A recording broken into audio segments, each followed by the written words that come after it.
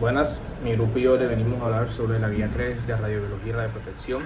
Somos estudiantes de radiología y diagnósticas de la UNAD, tercer semestre. Mi grupo está conformado por Natalia Estrada, Arlington Carpintero, Samir Bermúdez y quienes habla, Eduardo Felizola. Bueno, mi nombre es José Félix Solar, estudiante de Radiología y Diagnóstica de la UNAT y vengo a hablarles sobre la tarea 3 de la Guía de Radiobiología y Radioprotección, específicamente el punto 1 y el punto 3. El punto 1 se divide en dos partes. La primera parte nos dice que hablemos de los mecanismos de interacción de los fotones con la materia. Empecemos con el efecto Cartón, ¿sí? El efecto Cartón consiste en el sometimiento de interacción con los electrones de la capa externa, haciendo que el rayo X o fotón incidente se relacione con el electrón de la capa externa y este se expulsado del átomo, como lo vemos en la siguiente imagen.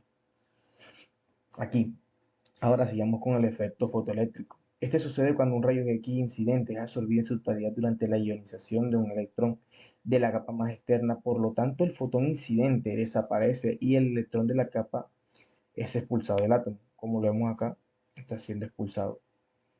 Por último, tenemos la producción de pares. ¿Sí? Este consiste en la interacción entre rayos X o fotón y el campo eléctrico nuclear, haciendo que desaparezca el rayos X en su lugar y aparezcan dos electrones, uno con carga positiva y uno con carga negativa, como lo vemos aquí en la imagen. Por el otro lado tenemos sí, las colisiones, que estas son los mecanismos de interacción de los electrones con la materia. Empecemos con las colisiones suaves. Esta se da cuando la partícula se desvía en su trayecto y le da paso a la energía. Este tipo de colisiones no produce alteración nuclear, como lo vemos aquí en la imagen. Sigamos con las colisiones fuertes. Esta consiste cuando se sufre colisiones con el átomo del medio, modificado en su estructura electrónica y produce ionización, excitación. En este tipo de colisión, la fracción de la energía gastada es comparable. Aquí vemos la imagen. Sigamos con las colisiones radiactivas. Esta se da cuando un electrón incidente pasa cerca de los electrones que están en la corteza de los átomos del medio y la partícula sufre colisiones con los núcleos atómicos. Esta produce reacciones nucleares. Lo vemos aquí en la imagen. Sigamos con el punto 3, en el cual nos dan las siguientes magnitudes: exposición y tasa de exposición, dosis absorbida y tasa de dosis absorbida, dosis equivalente y tasa de dosis equivalente, dosis efectiva y tasa de dosis efectiva, en la cual tenemos que conseguir los símbolos, la unidad en que se mide, la definición de la relación y algunas características. Empecemos con la exposición y tasa de exposición. Su símbolo es la X, se mide la unidad de Röntgen y este se define como el cociente X igual dQ sobre dm, donde dQ es el valor absoluto de la carga total de todos los iones totales de un mismo signo producidos en aire, cuando todos los electrones liberados por los fotones absorbidos en masa dm sean detenidos completamente en el aire. Una de sus características es que esta magnitud es exclusiva para un haz de fotones. Dosis absorbida y tasa de dosis absorbida. Su símbolo es la D y se mide en grays. La unidad antigua era el rad. Esta se define como el cociente de dm sobre de dE sobre dm, donde dE es la energía impartida por la radiación de un material de masa, y dm es representada la energía neta que se queda en el volumen de materia considerada. ¿Sí?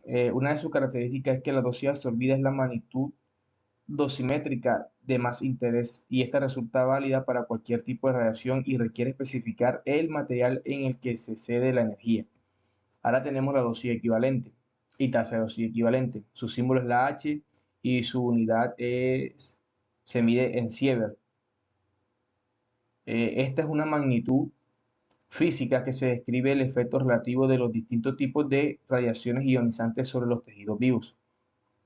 Una de sus características es que tradicionalmente el Sievert no se utiliza para altas dosis de radiación que producen efectos determinísticos, que es la gravedad del daño tisular agudo.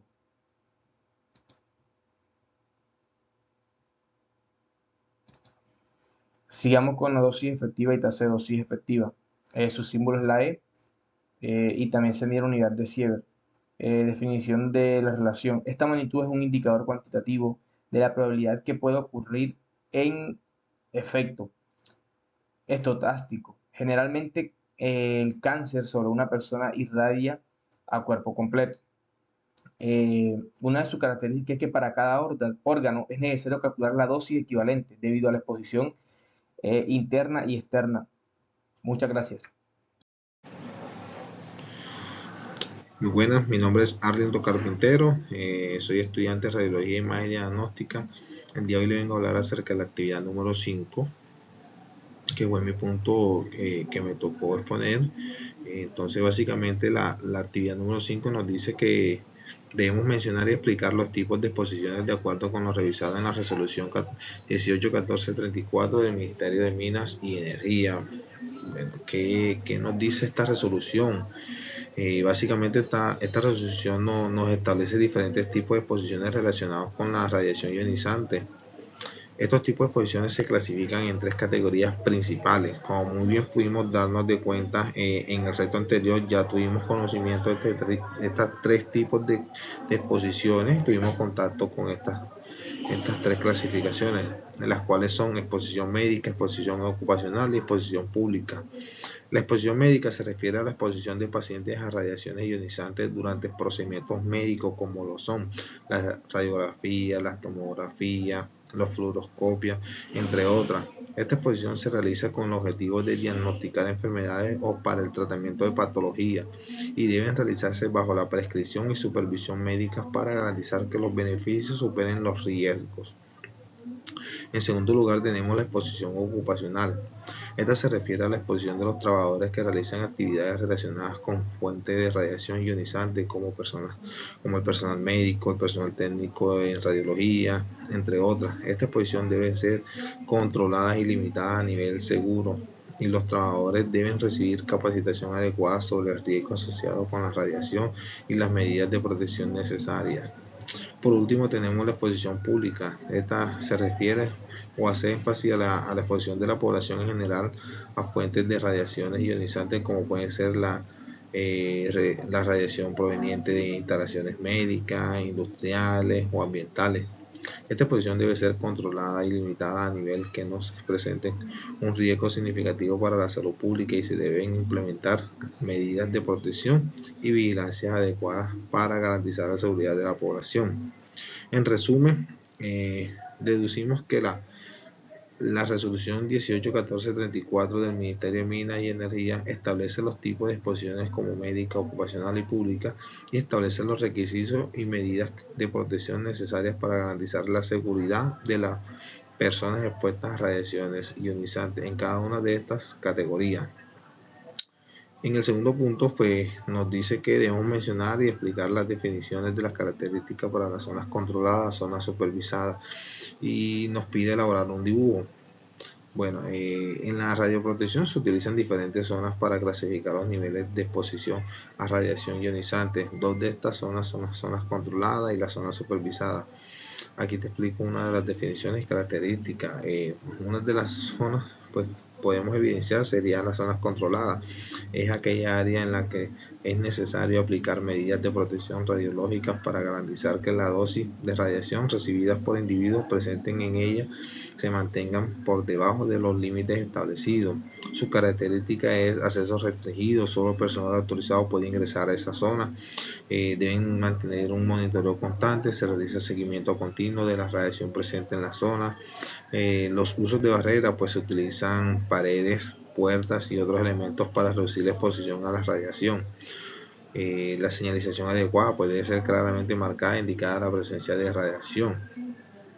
Y tenemos la zona supervisada, es aquella área en la que es posible la dosis de radiación recibida por individuos presentes en ella puede superar los límites establecidos, pero por donde no se espera que esta exposición supere el 1% de los límites anuales. Sus características son acceso controlado, puede haber acceso restringido, no controlado, dependiendo del nivel de radiación presente. También igualmente se maneja un monitoreo. Se realiza una monitorización periódica para verificar los niveles de radiación, se mantiene dentro de los límites permitidos. También igualmente lleva una señalización, debe ser claramente marcada para iniciar la presencia de la radiación, aunque no se requiera la misma intensidad que la zona controlada. En la parte inferior de esta diapositiva podemos evidenciar los siguientes símbolos que nos hacen énfasis a las zonas anteriormente mencionadas. Aquí tenemos zonas vigiladas, zonas controladas, manejamos zonas de acceso prohibido. ¿Sí? Esto básicamente fue el punto a exponer. Que tengan buenas noches.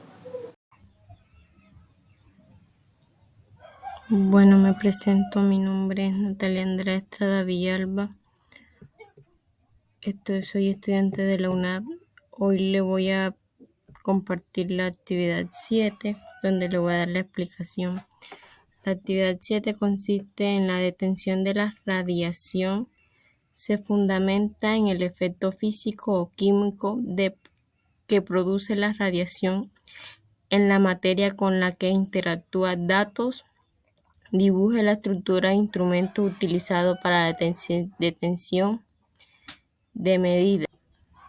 La radiación se describe sus características principales y uso explica su funcionamiento. El primero es detector gaseoso, detector centelleo, detector termiluminiscente, detector por luminiscencia estimulada ópticamente.